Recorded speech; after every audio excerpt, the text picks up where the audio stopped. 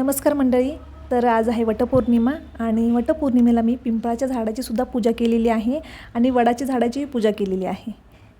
काय झालं की मी आहे गुजरातमध्ये, तर इथे नवीन लग्न झालेल्या ज्या मुली आहेत त्या पिंपळाच्या झाडाची पूजा करतात आणि नंतर वडाच्या झाडाची पूजा करतात. ती पद्धत आहे आणि मी काही वर पाहिलंच नाही. मी दोरे बघितले झाडाला आणि तिथेच पूजा करून टाकली. तो व्हिडिओ मी दाखवतेच आहे तुम्हाला इथे खाली.